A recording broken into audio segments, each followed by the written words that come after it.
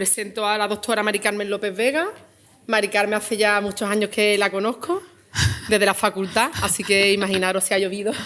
Y tuvimos la gran suerte de que luego ella empezó aquí a trabajar, bueno, yo hice aquí la residencia y ella empezó aquí a trabajar también cuando terminó su residencia y las dos hicimos digestivo. Y bueno, ella hoy está aquí para presentarnos el manejo del reflujo gastroesofágico y sus complicaciones. Buenas tardes a todos de nuevo. Muchas gracias, Chabeli. Somos pilimili, como dice el doctor Isco.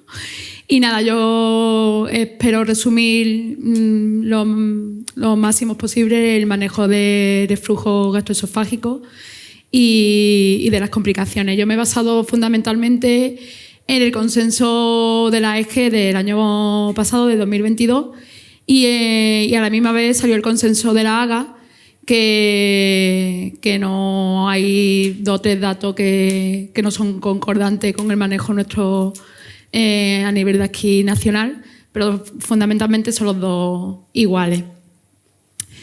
En primer lugar, bueno, todo el mundo sabemos que la enfermedad por reflujo es una enfermedad frecuente, que tiene una prevalencia a nivel mundial de cerca del 15%, en España está en torno al 10%. Y hay diferencias geográficas significativas, sobre todo más frecuentes en países desarrollados. La edad también es determinante, se da más frecuente en mayores de 50 años, y lo que sí se ha visto es que no hay diferencias significativas en la frecuencia de afectación entre ambos sexos. No se ha visto si es mayor en hombres o mayor en mujeres, normalmente tiene una prevalencia por igual.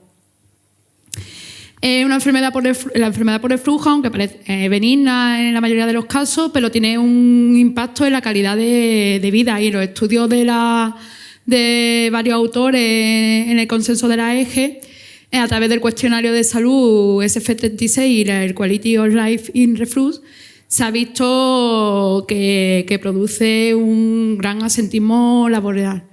Se da más afectación en el sexo femenino, en eso sí hay una diferencia en sexo, y sobre todo si los síntomas son nocturnos. Y hay un impacto negativo en el componente físico en pacientes con obesidad. El concepto, todo el mundo yo creo que lo tiene claro. El concepto es bastante antiguo, el que nosotros utilizamos habitualmente, el del concepto de Montreal que se dio en el 2006, que la enfermedad por reflujo es el reflujo contenido gástrico, tanto ácido como no ácido, que eso a lo mejor hay gente que no lo tiene claro, que altera la calidad de la vida del paciente, tanto con sintomatología como alteraciones en la mucosa del esófago. La AGA del 2013 añadió a este tipo de conceptos la afectación en la cavidad oral y respiratoria, que son los síntomas extraesofágicos, que normalmente esto lo explicaré más adelante, que hay que tener sobre todo síntomas típicos asociados para valorar si esos síntomas extraesofágicos es secundario a un reflujo, que normalmente hay que descartar primero muchas patologías de tipo otorrino, para descartar que verdaderamente sea la causa de reflujo esos síntomas. Luego, en el 2016, la guía clínica de la dispepsia, en el concepto de dispepsia, también añadió los síntomas de quemazón, pirosis, recto external. Entonces, es una patología frecuente, la de reflujo gastroesofágico, que hay que diferenciar, que hay personas que están dentro distinto del concepto de dispepsia. Entonces, se mantiene que el concepto de reflujo, si continúa con la sintomatología a pesar del tratamiento erradicador del Helicobacter, pues es un concepto distinto a este término. Y lo nuevo es lo de los criterios de Roma 4 en el 2016, en la que la hipersensibilidad al reflujo y lo de la pirosis funcional son conceptos distintos a la enfermedad por reflujo y lo sacan de esta patología, aunque doy algunas pinceladas del tratamiento. Y la fisiopatología son entidades per se que es distinta a la del reflujo gastroesofágico. La clasificación, la que comenta la de Montreal, están los síndromes esofágicos y los síndromes extraesofágicos. Los síndromes esofágicos son los síntomas típicos, que la pirosis y la regurgitación, y los síndromes de dolor torácico por reflujo. la causa del dolor torácico no cardiogénico, la mayor causa es un reflujo patológico. Síndrome con lesión esofágica, que es la esofagitis por reflujo, la estenosis por reflujo, el esófago de Barré y la complicación mayor del adenocarcinoma de esófago. Y la esofagitis por reflujo, que también lo comentaré adelante, los autores lo diferencian, lo que son típicos, un reflujo patológico ya con un diagnóstico de esofagitis grado C y D. Cuando hay una esofagitis por reflujo grado A o B, hay que descartar un reflujo patológico con otra prueba distinta a la endoscopia. Y los síndromes esofágicos, hay una asociación establecida con TO por reflujo, la laringitis por reflujo, amas por reflujo y erosión dental, que lo que he comentado, hay que descartar otro tipo de causa asmática, causa otorrina, antes de llegar al diagnóstico que sea el reflujo la causa, y asociaciones propuestas, que hay discordancia entre autores, de faringitis, sinusitis, otitis media recidivante y fibrosis pulmonar idiopática.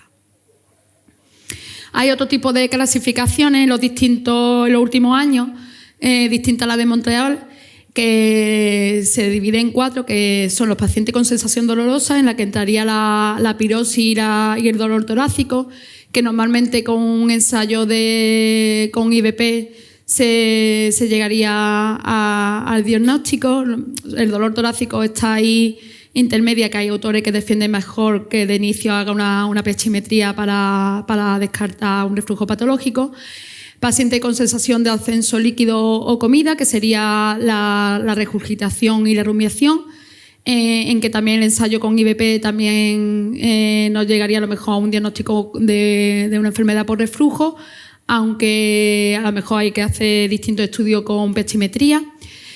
Paciente con síndrome de eructación, que aquí hay sobre todo trastornos psiquiátricos asociados, entonces para descartar este síndrome secundario, un reflujo patológico, indica realizar estudios de pechimetría. Y paciente con sensaciones en cabeza y cuello, que son los síntomas digestivos y en la que siempre se llega al diagnóstico a través de la pechimetría. Los autores principalmente no recomiendan el ensayo con IVP, aunque en la práctica clínica habitual muchas veces cuando llega un paciente a la consulta le damos IVP a doble dosis con síntomas digestivos. Ellos defienden principalmente el inicio del estudio con la pechimetría para valorar un reflujo patológico.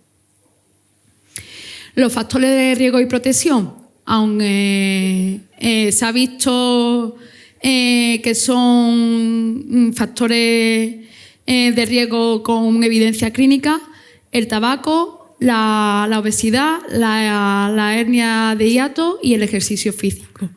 Me voy a seguir un poco a valorar cada cosa. Los factores personales y demográficos no se ha visto que tenga evidencia científica de que según la etnia, según la situación de donde viva el paciente, pueda favorecer un reflujo patológico, porque se ha visto en Estados Unidos intervariabilidad entre varias razas y no hay evidencia clínica. La obesidad sí se ha visto que tiene un factor de riesgo tanto por la presión abdominal, que haga que tenga más reflujo patológico, como alteración en la composición del reflujo. Se ha visto que la obesidad hay más reflujo biliar, y el reflujo biliar se ha visto que tiene un factor etiopatogénico para el esófago de Barré. Y la obesidad, pues se ha visto también intervariabilidad, que es peor un obeso caucásico que un obeso afroamericano. No lo sé, a lo mejor tiene que ver con el perímetro abdominal, que se da más la obesidad central en los caucásicos, que hace que tenga una presión a nivel abdominal. Factores dietéticos, no hay evidencia clínica, aunque siempre todo el mundo, nosotros en la consulta, y yo creo que la mayoría de las personas, de los médicos, lo hacemos digestivos, de evitar el alcohol, los ácidos. No se ha visto ninguna evidencia científica de que esto favorezca una protección a reflujo patológico. El ejercicio físico sí se ha visto un factor de riesgo, sobre todo en carrera de fondo, que produce un estrés mayor, una presión a nivel abdominal que hace que tenga un reflujo patológico. El tabaco también se ha visto que hay una disminución en la presión del esfínter esofágico inferior, y también una alteración en la barrera epitelial de la mucosa esofágica y en una alteración en la composición de la saliva que también nos ayuda a proteger de reflujo. Entonces sí se ha visto que eliminar el tabaco como estilo de vida sí mejora la sintomatología. El alcohol tampoco se ha visto evidencia científica, aunque todo el mundo creemos que sí ayuda el abandono del hábito etílico de mejorar la sintomatología, pero hay discrepancia entre la cantidad, la composición, qué tipo de bebida alcohólica. Los medicamentos sí están establecidos, que dependiendo pues sobre todo los AINE, los anticolinérgicos, tanto por la reducción de la presión del esfínter como daño de la mucosa esofágica y sobre todo y también alteración en el vaciamiento gástrico. Y la hernia de hiato también es un factor predisponente para un reflujo patológico. Se ha visto que da ERGE más grave, mayor frecuencia de reflujo en supino y mayor lesión mucosa esofágica. También por el tema de la hernia de hiato se ha visto que el asipo, que también se habla de la fisiopatología, también hace que varíe la proximidad hacia el esfínter y hace que tenga más reflujo. La posición de la cabecera de la cama y el decúbito lateral izquierdo, que eso también se indica a la hora en los estilos de vida, sí se ha visto que tiene un factor de protección, sobre todo más la posición de la cabecera de la cama elevada, más que el decúbito lateral izquierdo. Y la infección del Helicobacter pylori y los factores genéticos no se ha visto factor ni protector ni de riesgo. Siempre se ha hablado de la infección del Helicobacter, que al erradicar el Helicobacter pylori aumentaba el reflujo gastroesofágico, pero no hay concordancia con todos los estudios y se indica que si hay que erradicar el Helicobacter pylori, si tiene indicación que se erradique aunque tenga un reflujo. La fisiopatología, pues sobre todo hay tres mecanismos implicados, es en la incompetencia del esfínter esofágico inferior, en alteraciones en la barrera de defensa del epitelio esofágico y lo de la sensibilidad, el aumento de la sensibilidad visceral, tanto por hipersensibilidad al ácido con quimioreceptores como a la distensión del esófago por el líquido, o por el reflujo, el contenido regurgitado, que con los mecanorreceptores. Que ahí el tema de la sensibilidad, que ahora lo explicaré en la siguiente diapositiva, es lo que más está implicado en los trastornos funcionales y lo que nos va a diferenciar los trastornos funcionales de pirosis y de hipersensibilidad esofágica.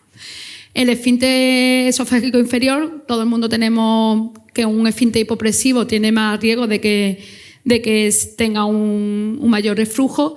Se ha visto que el esfínter, la presión tiene que ser por debajo de 6 milímetros de mercurio para que tenga un valor discriminatorio. Lo que está más revisado y la causa de reflujo patológico es las relajaciones transitorias del esfínter esofágico inferior, que no tiene nada que ver con la deglución y que es lo que el 90% del mecanismo de reflujo patológico. Cuando hay una hernia de hiato, son también relajaciones transitorias, pero está en concordancia con la deglución. Son relajaciones posdeglutorias, no las transitorias. Y también hay que hablar del esfínter esofágico inferior, de los factores anatómicos, es decir, está el intrínseco, también los extrínsecos, con alteraciones de los pliegues mucosos, la integridad del agúnculo GIS, según la localización intraabdominal de la parte del esfínter esofágico inferior y la compresión de los pilares diafragmáticos, que según hay que tener dos alteraciones de estos factores anatómicos para que dé un reflujo patológico. Luego están las alteraciones del aclaramiento esofágico, ahí está lo de la peristalsis esofágica, por lo que es muy importante también en completar estudios muchas veces con la manometría esofágica, como ha dicho el doctor Casado, que hay acalasia, que es por ese remanzamiento de contenido y da un reflujo. La salivación, la composición y el volumen del contenido gástrico, el bolsillo ácido, que es la SIPOCE que se definió hace unos años, en lo que se ha visto que a más proximidad del esfínter y a mayor tamaño, más patogenia por este motivo. Y la resistencia a la mucosa esofágica, lo de la barrera epitelial, la saliva que se ve alterada en el tabaco, la defensa a nivel de la mucosa, con la célula inflamatoria, el flujo sanguíneo, todo tiene que ver. Lo que he hablado de la sensibilidad, esto tiene se habla más por el tema de las alteraciones funcionales que se describe en Roma 4, tanto la hipersensibilidad reflujo, en la que no hay reflujo patológico, hay un reflujo fisiológico en los estudios de pechimetría, pero sí hay un índice sintomático positivo, es decir, ese reflujo fisiológico lo nota el paciente. Entonces, eso difiere de lo que es pirosis funcional, en la que no tiene ese índice sintomático positivo. Estos dos grupos están sacados ya del concepto de la enfermedad por reflujo gastroesofágico y tendría que valorarse como una entidad aparte. Y se ha visto que, en cambio, esofagitis severa, esófago de Barré, la ergeno erosiva, aunque tendríamos el pensamiento de que en esofagitis severa y esófago de Barré el paciente tuviera un índice sintomático mayor, pues sí se ha visto que hay una hiposensibilidad. En estos pacientes con estos trastornos no tiene sintomatología muchas veces de un ardor típico o una regurgitación. La fisiopatología del dolor torácico se ha visto tanto por activación de ácidos de nociceptores como una reacción inflamatoria subepitelial y fenómenos de sensibilización. Tampoco me voy a meter mucho más en ello. Y la fisiopatología de los síntomas digestivos, hay dos teorías, que es teoría del reflujo, que es un daño directo de reflujo en la estructura orofaringia y o traqueobronquiales, que es capaz de romper la barrera que proporciona el esfínter esofágico superior, alcanzando tejido más susceptible, o la teoría del reflejo, que es un mecanismo indirecto. Es por la estimulación de las vías vasovagales al material refluido. Bueno, pues la historia natural y complicaciones de la enfermedad por reflujo es una patología, lo que he comentado anteriormente, es crónica de curso benigno.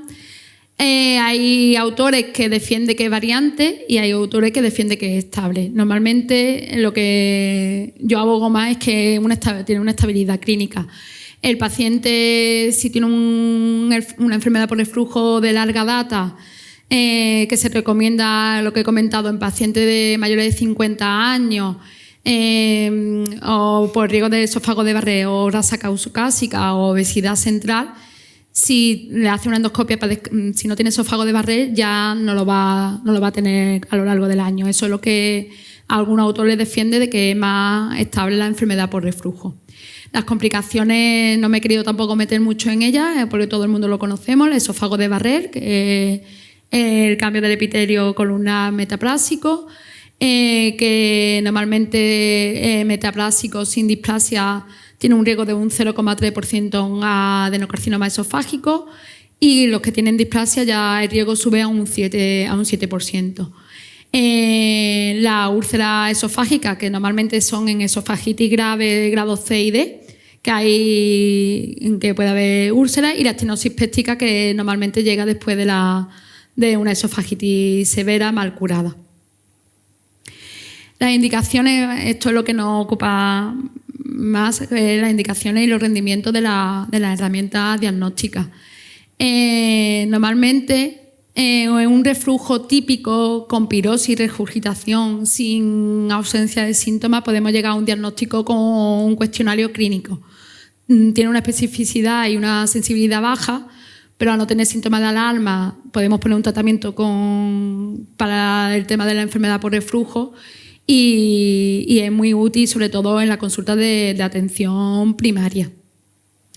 El ensayo con IVP, lo mismo que el anterior, es sencillo y económico, lo tenemos todo el mundo a mano, tiene una sensibilidad del 71% y una especificidad del 44%. Es poco útil en los síntomas atípicos. Aquí sí se ha visto que tiene es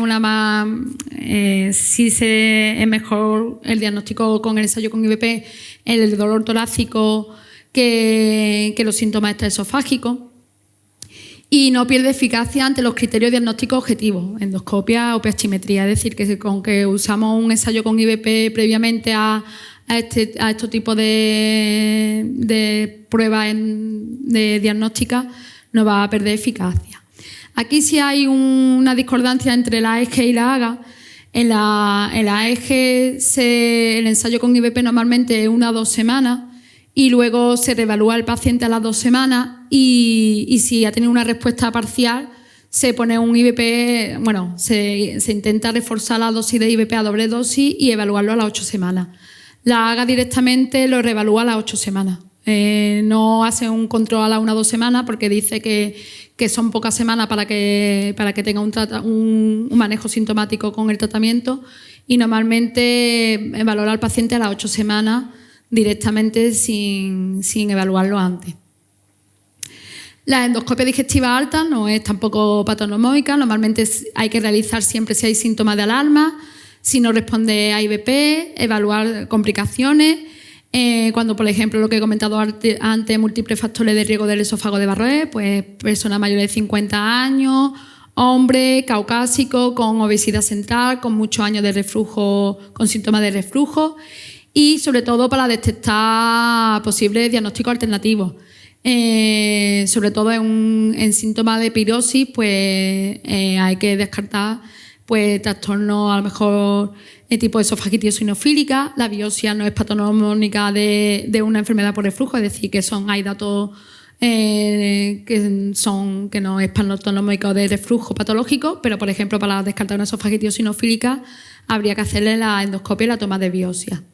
En los estudios se ha visto que el 65% de los pacientes no presenta lesiones, el 30% esofagitis erosiva y el 5% son las complicaciones. Aquí está lo de las tablas de clasificación de la esofagitis, que normalmente últimamente utilizamos, bueno, y este consenso utiliza la clasificación de Los Ángeles. El grado A y B es lo que he comentado anteriormente. Si tú en una endoscopia ves una esofagitis grado A o grado B, tendría que confirmar un reflujo patológico con una pH-metría o una pH de impedancio. Hay algunos autores que hablan que el grado B ya sí es compatible con un reflujo patológico, pero la mayoría de los estudios, grado A o grado B de esofagitis, es necesario confirmar con otra prueba diagnóstica, que en este caso sería la pH-metría.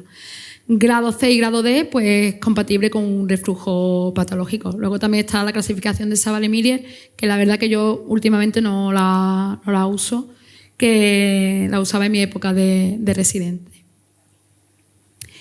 Pues la pH-metría y impedanciometría ambulatoria yo creo que es la prueba diagnóstica per se de un reflujo patológico y la que nos va a valorar también luego en el manejo del tratamiento. Correlaciona el síntoma con el reflujo y documenta la exposición anormal al ácido en la luz esofágica.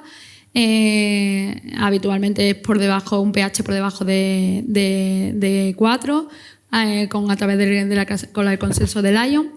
Determina el riesgo de exposición al ácido esofágico, la cantidad de episodios de reflujo y la relación de reflujo con los síntomas, el tema del índice sintomático. Puede realizarse con una cápsula inalámbrica o con un catéter transnasal. La cápsula inalámbrica es el sistema Bravo, que con el sistema Bravo pues, se podría extender el tiempo de grabación a 48-96 horas, sobre todo en pacientes que nos cree dudas y nos aumenta un rendimiento diagnóstico. Se ha visto que una pH-metría, el estudio de la pH-metría con 16 horas sería suficiente. El inalámbrico es útil cuando el catéter transnasal no fue tolerado o arrojó un resultado negativo a pesar de la alta sospecha, por lo mismo que he comentado, porque se puede extender el tiempo de grabación. Y está indicado en pacientes refractarios a tratamiento con IVP previo a la cirugía, en síntomas digestivos, que lo pone como primera prueba diagnóstica. En los pacientes con endoscopia normal o esofagitis leve, lo que he comentado antes, grado A o grado B, para valoración de la cirugía antirreflujo sin IVP, y en pacientes con esofagitis severa con IVP. En la esofagitis severa, como en el esófago de Barré, sería con un protector de estómago para valorar si tiene una correcta supresión del reflujo. La epiximetría, no he hablado de la impedanciometría, que esto salió hace unos años, que nos permite tanto reflujo no ácido como reflujo débil, tanto en distintas, tanto gaseoso como líquido. Entonces nos ha ayudado al diagnóstico. La manometría esofágica de alta resolución, tanto con o sin impedancia, no nos va a dar tampoco un diagnóstico de reflujo, pero nos va a ayudar si tiene un esfínter hipopresivo, que nos puede dar una idea de que hay un fallo en la compatibilidad del esfínter esofágico inferior, disminución de la onda de amplitud de contracción por una motilidad ineficaz. No está indicada, como he comentado, como tal para el estudio de reflujo, pero la mayoría nos sirve para colocar a qué nivel tenemos que colocar el catéter transnasal de la epiximetría. Valoración del peritactismo esofágico previo a la intervención quirúrgica, como ha dicho el doctor Casado, y síntomas típicos, pues sobre todo descartar un trastorno motor subyacente. Pues a ver, un reflujo patológico pues puede tener subyacente una acalasia que no tenía tantos síntomas floridos, porque cuánta acalasia ha tenido un reflujo o una disfagia orofaringia y no tenía una disfagia como tal, y era un trastorno motor. La radiografía varitada antiguamente se usaba mucho, pero ahora para un diagnóstico de reflujo patológico no está indicado en nuestro consenso, solamente en el consenso de cirugía previo a una cirugía antirreflujo para saber longitud del esófago, presencia y tamaño de hernia de hiato, la existencia de alguna estenosis o de algún divertículo esofágico, pero un reflujo que se vea en los movimientos que se realiza el radiólogo del paciente, distinto tanto del decúbito, supino, ese reflujo que muchas veces vemos nosotros en los informes de un EGD que ponga ¿hay reflujo hacia el esófago? Eso no es diagnóstico de un reflujo. Y luego esto por encima de que está el Virité, que es un fotómetro, sobre todo en eje refractario de tratamiento con IBP para ver ácidos biliares, marcadores biológicos que se está estudiando, pero no está indicado actualmente. Y método de evaluación, de las manifestaciones supraesofágicas, pues la laringoscopia, cuánto otorrino nos ha mandado de que la aritenoide está eritematosa y que es secundaria a un reflujo, no hay ninguna especificidad de que sea eso, un reflujo patológico. El tratamiento, aquí es lo más importante, debe individualizarse y debe orientarse a la presentación clínica de la enfermedad e intensidad de los síntomas. Hay una intervariabilidad y a lo mejor, dependiendo de cada paciente, pues va a necesitar un tratamiento u otra. En la variante no erosiva, con síntomas típicos, el objetivo será el control de los síntomas. Y en la variante erosiva, el objetivo será la cicatrización de las erosiones y evitar el desarrollo de las complicaciones, la curación de la mucosa. Los pacientes con el atípico también debe ser el control de los síntomas y evitar el desarrollo de las complicaciones, que es la mayoría.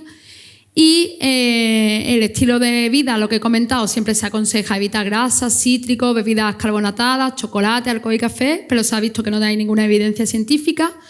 Sí se ha visto que el abandono tabáquico ha demostrado su eficacia en pacientes no obesos, perder peso. La obesidad y el tabaco son los factores más importantes y medidas posturales, sobre todo levantar el cabecero de la cama, lo del cúbito lateral izquierdo tampoco está muy claro. El tratamiento farmacológico, pues los antiácidos, el alginato y combinado de ácido hialurónico. Normalmente esto es como un coadyuvante a reflujos puntuales en pacientes con tratamiento bajo supresión por IVP, un manejo más sintomático. Ni contribuye a la curación de la mucosa, ni previene complicaciones de la ERGE y la combinación de ambos tiene mayor capacidad, de reducir la pirosis. Y se ha visto que tiene mayor efecto que el placebo. Los antagonistas H2 también bloquea todo el mundo sabemos que bloquea la secreción de las células parietal compitiendo por los receptores de histamina y puede usarse en adición a los IVP, sobre todo en la pirosis nocturna, en ese escape nocturno que algunos pacientes tienen nos podemos manejar, aparte con el IVP, añadir el anti-H2, y también cuando está desescalando los IVP en los tratamientos de a demanda o intermitentes, nos puede ayudar al control de los síntomas. Lo que he comentado, normalmente son en síntomas típicos de pirosis y regurgitación, no ni el dolor torácico ni los síntomas digestivos, y ahí produce un alivio sintomático. Los procinéticos normalmente está desestimado para un tratamiento para reflujo, desestimado, que no es el pilar del tratamiento de la enfermedad por reflujo. Sobre todo está indicado, añadido a los IVP cuando tiene síntomas a lo mejor de gastroparesia o dispepsia tipo distrés postprandial, puede ayudar a eliminar los síntomas del paciente. El IVP es el tratamiento de elección, es la piedra angular del manejo médico de la enfermedad por reflujo. Sus efectos no son inmediatos, ya que necesita concentrarse en el canalículo secretor de ácido antes de inhibir la bomba de protones.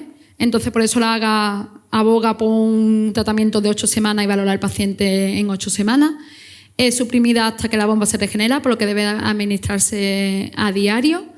Y se ha demostrado que el 72% de los pacientes con esofagitis y el 73,3% de los no erosivos serán respondedores. Normalmente se tiene que dar en ayunas, como todo, media hora o 60 minutos antes de la comida.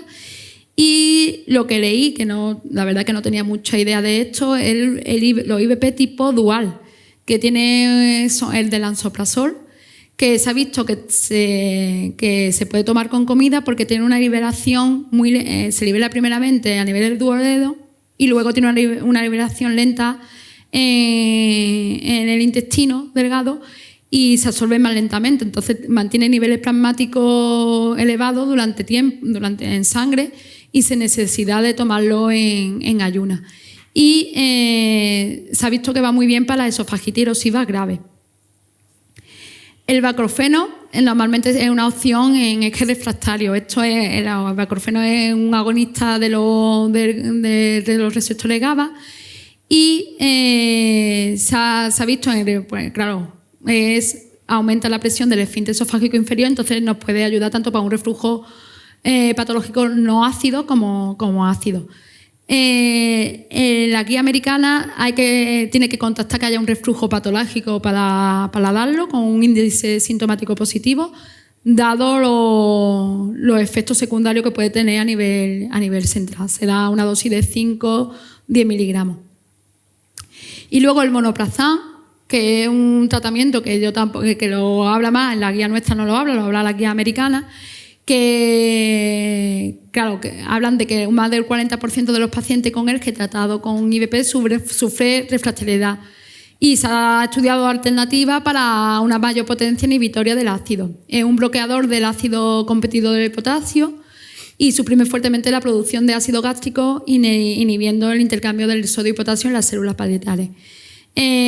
Alcanza tiempos de pH mayor a 4 que aquellos tratados con IVP, pero tiene lo que he podido leer que tiene muchos efectos secundarios, entonces solamente ahora mismo está comercializado en la zona de Corea del Sur y Japón, y tampoco hay estudios que tampoco dicen que es una maravilla. Entonces, por eso yo creo que no está comercializado a nivel europeo ni americano.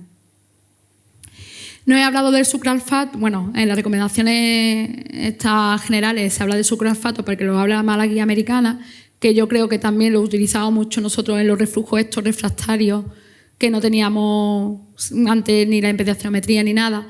Y es verdad que ahora mismo no se encuentra el sucralfato por aquí. Hay gente que hemos mandado, me parece que a Portugal y a Gibraltar a por él. El tratamiento quirúrgico es otra opción de tratamiento de reflujo patológico, que según los factores es más favorable hacer la cirugía. Se da que es más favorable cuando tiene una hernia erosiva, cuando hay una correlación sintomática positiva y condiciones asociadas como hernia de hiato, la hipotonía del esfínter, eventos de larga duración en la pH o impedociometría, Cuando los pacientes tienen buena respuesta a IVP, normalmente responde bien a una cirugía antirreflujo. Lo de la motilidad esofágica normal, que esto, bueno, es lo que se ha hablado antes con el tema de la disfagia, y una ausencia de patología funcional coexistente, que sería importante descartar lo de la pilosis y la hipersensibilidad, porque muchas veces se ha llevado pacientes, sobre todo antes de tener nosotros impedanciometría, a cirugía antirreflujo, que luego tampoco ha respondido y ha tenido disfagia post-fundiplicatura. Parece proporcionar a la cirugía un mejor control sintomático al corto plazo, a diferencia de los IVP, pero claro, su riesgo de meter a un paciente en una cirugía debe ser considerado. Se establece eso en pacientes con buena correlación entre síntomas y lesiones y reflujo gastroesofágica, en lo que el tratamiento médico es insuficiente. Para el control no puede ser administrado, o bien por deseo propio del paciente. Cuántos pacientes jóvenes indica de que no quiere estar de por vida tomando IVP a demanda o continuo, y de que se quiere operar. La técnica Go estándar es la fundoplicatura de Nice, pero se ha visto que la fundoplicatura parciales, tanto como el DO como el tupé, también son eficaces. Y el esófago de Barré por sí no es una indicación quirúrgica. El tratamiento del esófago de Barré es un tratamiento sintomático de la pirosis. Y si funciona bien un IVP, el hecho de tener un esófago de Barré no es indicación quirúrgica. El tratamiento endoscópico está todavía realizándose técnica, que está todavía muy al inicio. Ninguno de ellos ha demostrado una eficacia suficiente que permita equipararlo con las opciones quirúrgicas que llevan muchos años, como la fundoplicatura. Las técnicas disponibles son radiofrecuencia, la fundoplicatura endoscópica y la mucosectomía. La radiofrecuencia y la mucosectomía antirreflujo es como cortar y hacer que esa cicatrización produzca la mayor presión a nivel del esfínter esofágico inferior. Y para llevar a pacientes, para hacer un tratamiento endoscópico antirreflujo, tiene que ser un paciente FETEN, como digo yo, no obeso, con hernia de hiato menores de 3 centímetros, sin esofagitis erosiva severa. Entonces tiene que ser paciente muy seleccionado. Entonces, en definitiva, las recomendaciones generales es tratamiento con IVP sobre tratamiento con anti-H2 para la curación y mantenimiento de curación de esofagitis. Administrar el IVP 30-60 minutos antes del desayuno, excepto lo del IVP dual, que lo puede administrar con comida. Con pacientes con reflujo no erosivo, sin esófago de Barré, y cuyos síntomas se han resuelto con la terapia con IVP, se debe suspender los IVP y lo puede tener un tratamiento a demanda o intermitente. Paciente con ERGE que requiere terapia de mantenimiento debe administrarse a las dosis más bajas, que controle de manera efectiva los síntomas y mantenga la curación de la esofagitis por reflujo, que es lo que se persigue. No se recomienda la adición rutinaria de terapias médicas que no responde al IVP, hay que estudiarlo. Si no responde, tenemos que ver por qué no responde, o descartar un trastorno funcional. Terapia de mantenimiento con IVP o cirugía antirreflujo para pacientes con esofagitis grado C o D, y a contrario de la esofagitis grado A y B. El grado A y B, no, lo que he comentado, tiene que constatar con un reflujo patológico, y si es un reflujo patológico, pues puede ser un tratamiento a demanda o intermitente. No se recomienda baclofeno en ausencia de evidencia objetiva de ERGE, que es lo que indica la guía americana. Y lo que he comentado, no se recomienda el tratamiento con agente procinético, salvo que haya datos de gastroparesia, la típica dispepsia tipo distrés postprandial. El sucralfato no se recomienda, excepto durante el embarazo y el reflujo viral, es lo que he comentado. Bueno, esto es lo de la guía americana. Hoy en día nosotros aquí en España es muy complicado tener sucralfato, y ya se ha visto que el embarazo, los IVP son seguros, el omeprazol también. El sucralfato, sobre todo, se ha visto mucha eficacia en los antihuesos, reflujos virales, que antes de la impedancia, que no sabíamos por qué era refractario al tratamiento, muchas veces utilizábamos el sucralfato y mejoraba los pacientes. Y se sugiere la terapia con IVP a demanda o intermitente en ERGE no erosivo. El esófago de Barré, el objetivo es la supresión ácida continua con IVP, pero no existe un claro beneficio de un IVP a doble dosis, que siempre hemos tenido la idea de la dosis doble. Lo que buscamos es El control de los síntomas, aquí puede haber un poco de controversia. Yo a lo mejor haría una pH-metría con IVP para ver si está con una supresión ácida correcta, aunque ellos no lo habla de que es el control de los síntomas, pero también viendo la fisiopatología, en estos pacientes hay una hiposensibilidad asociada, entonces a lo mejor el control de los síntomas, bueno, se queda un poco ahí, pero las recomendaciones tanto del AGA como de la EGE. En el esófago de Barré la cirugía no prevalece a los IVP. También yo veo que si tú tienes un esófago de Barré, si está controlado con IVP, hace una cirugía, una fundoplicatura de Nissen, a lo mejor luego el control del esófago de Barré te empeora un poco la visibilidad. 2 pinceladas en los esófagos funcionales. El esófago hipersensible, lo que he comentado, que no hay reflujo patológico, pero hay un índice sintomático positivo, por lo que la combinación de IVP y neuromoduladores sería el tratamiento. Y en la periodicidad funcional es que no hay índice sintomático positivo, hay reflujo fisiológico y sus síntomas no lo relaciona con ese reflujo fisiológico. Entonces, normalmente se ha visto los antidepresivos tricíclicos, los inhibidores de la serotonina y la melatonina. La verdad que lo de la melatonina no lo sabía, yo nunca lo he usado, había usado más la mististirina, el antidepresivo tricíclico. Y los síntomas esofágicos, el abordaje es complejo. Es lo que he comentado. Siempre hay que descartar una patología que es distinta a un reflujo patológico. Es muy raro de que una tos sea por un reflujo y sobre todo si no tiene síntomas típicos. Entonces hay que descartar primero con pruebas de otorrino, pruebas de provocación de asma, antes de llegar a que sea causa de reflujo, y prevalece realizar de primera hora una pH o una impedancia antes que un IVP a doble dosis, aunque muchas veces nosotros en la consulta lo hacemos. El dolor torácico es un poco distinto y sí se ha visto que el ensayo con IVP sí nos puede ayudar.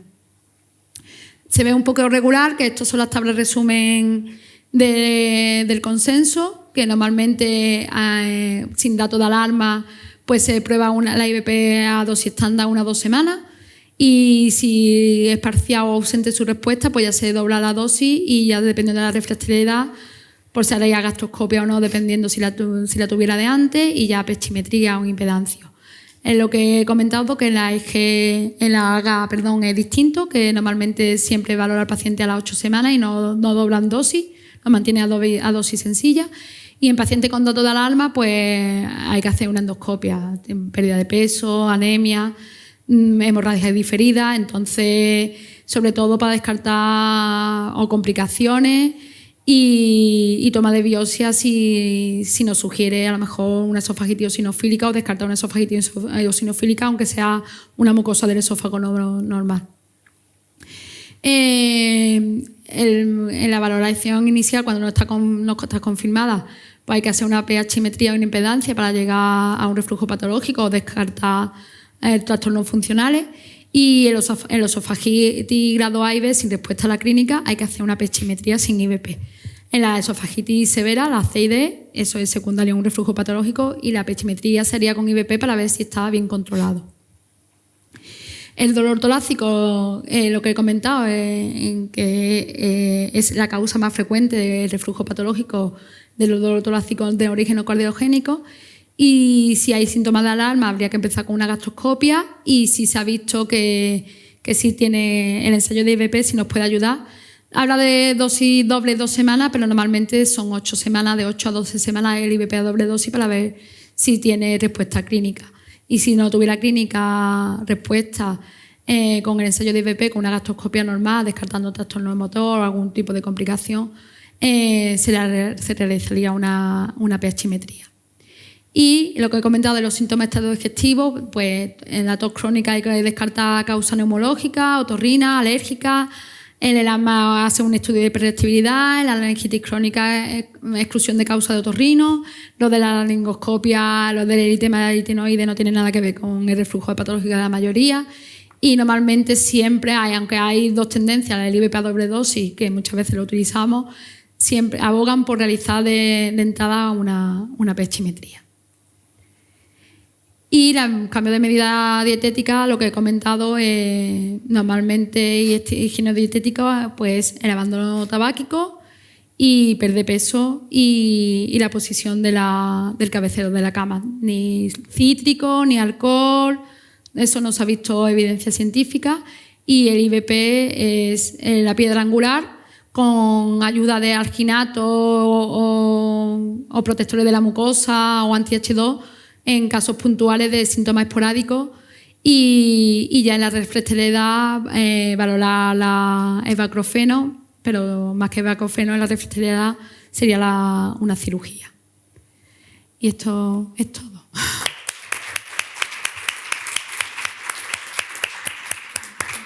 Bueno, muchas gracias, Mari Carmen, una excelente revisión. Yo te quería hacer 2 preguntas, que creo que ya las has comentado, pero un poco para afianzar los conceptos. En los casos de, por ejemplo, que tenemos pacientes con una enfermedad por reflujo gastroesofágico con síntomas atípicos, como por ejemplo tos, ¿en esos pacientes habría que hacer una pHimetría o basta con ver si ha habido una respuesta a IVP? Porque normalmente lo que aboga la guía es hacer de entrada una pHimetría o el que tenga, según el hospital, una pH impedancio para valorar esa tos. Yo la verdad que normalmente mientras la pide y todo eso, pues a lo mejor trataría con IVP a doble dosis para ver si responde al IVP, sobre todo si tiene síntomas típicos, yo empezaría con un IVP. No, sobre todo porque como luego esos pacientes los mandamos, por ejemplo, en este caso al neumólogo. Claro. Pues claro, cabe la ya es que va dando vueltas y entonces yo creo que yo sigo, aunque abogan con una pHimetría de entrada, yo sigo utilizando los IVP a doble dosis. Vale, y luego otra que también has comentado, en los pacientes con esófago de Barre no complicado, sin displasia, en esos casos tendríamos que hacerle pHimetría a todos con tratamiento. Se supone en la guía que no, que si tiene un control sintomático con el IVP a dosis sencilla, pues eso sería... Pero yo no me quedaría tranquila si no está bien suprimida. Yo le haría una pHimetría con tratamiento, la verdad. Porque yo no me queda, porque más es que yo creo que aunque la guía, tanto en la AGA como en la AG, yo creo que si en la fisiopatología ya se ha visto que un esófago de Barré tiene hiposensibilidad esofágica, puede ser reflujo mantenido, los pacientes no van a tener síntomas tampoco, a lo mejor. ¿Cuántas veces hemos visto esofagitis severa y el paciente refiere pirosis ocasional y no tiene una sintomatología florida?